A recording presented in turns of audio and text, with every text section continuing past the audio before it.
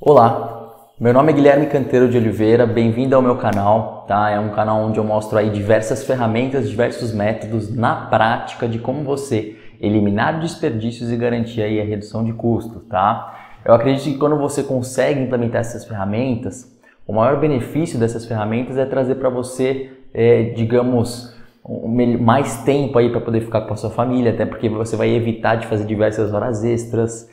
Você também vai conseguir de alguma forma ser promovido, até porque você vai fazer um bom trabalho. Então, independente dos números, dos resultados, eu também penso assim no que você consegue conquistar com esses bons números, tá? Na aula de hoje eu vou utilizar uma ferramenta chamada Hoshin Kanri, tá legal? Hoshin Kanri é uma palavra japonesa, eu já vou explicar o que significa essa palavra japonesa, mas basicamente é uma metodologia de desdobramento de metas, tá? Como é que funciona esse negócio de desdobramento de metas? Digamos que você é um líder, tá? Seja um gerente, seja um supervisor, um coordenador ou mesmo um dono, um diretor de uma empresa, tá bom?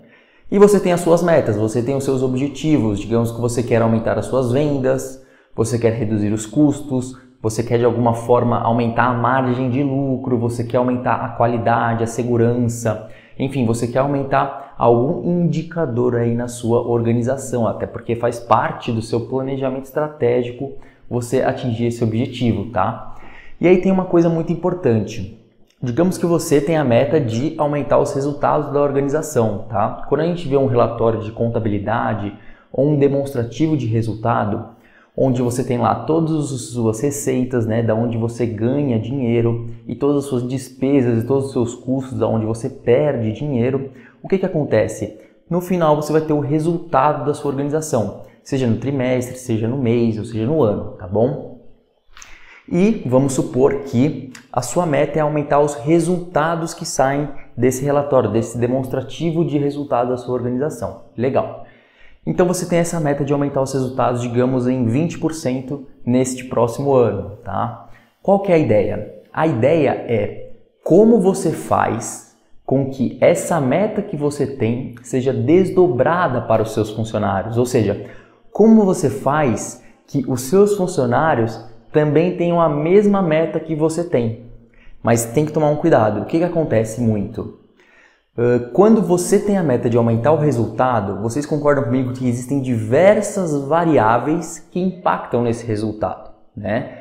Então, digamos que você tem uma área lá que é a área da execução, a área da operação da sua atividade, mas você também tem uma área de venda, mas você também tem uma área de compradores, enfim, você tem diversas áreas na organização, cada uma com a sua missão, a sua função.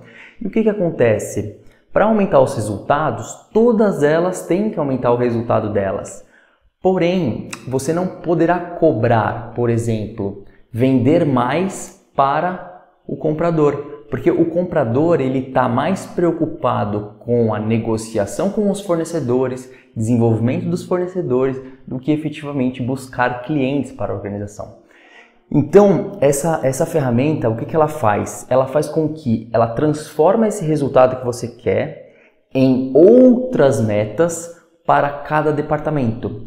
Então, isso que é o desdobramento de metas. Você vai pegar uma meta sua, um resultado seu, que é de uma liderança, e fazer com que esse resultado, né, ele crie metas para as equipes, digamos, abaixo de você aí, tá? Com que sentido isso daí?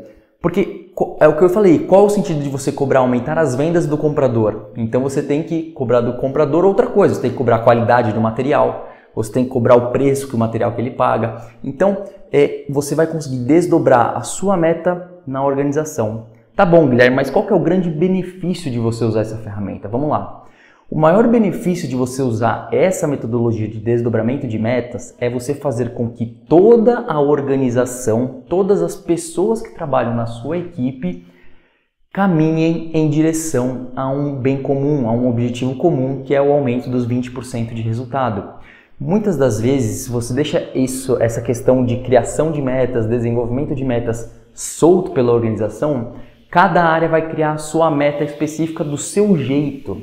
E o que acontece? Eu já participei de um exemplo que foi muito ruim. Era entre uma fábrica e uma área de suprimentos, tá? E é muito interessante. Quando nós íamos na fábrica, a fábrica demonstrava que o maior problema da fábrica era a falta de material, tá legal? Ou seja, dia após dia faltava um material ou outro material, e isso impactava na produção, impactava no prazo, impactava na qualidade e tudo mais, tá?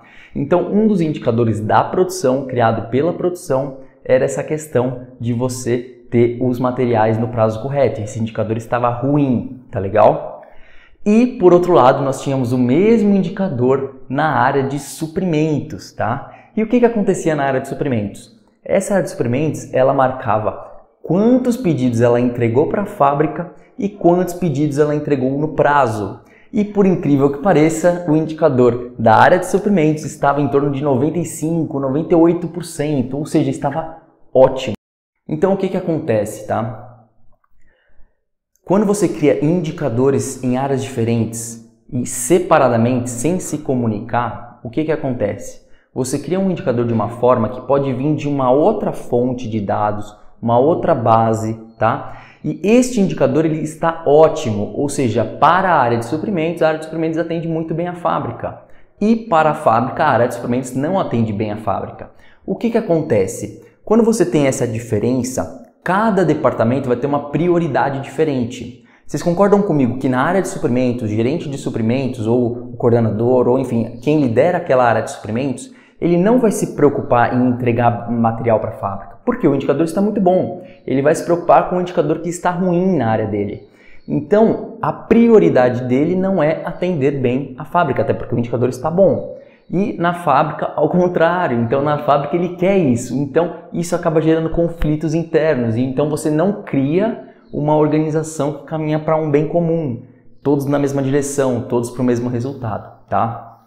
Então dentro dessa metodologia também você vai aprender a como fazer com que todas as áreas caminhem na mesma direção, caminhem juntas. Os indicadores eles têm que se comunicar, eles têm que ser de alguma forma todos conectados para um bem comum, tá bom?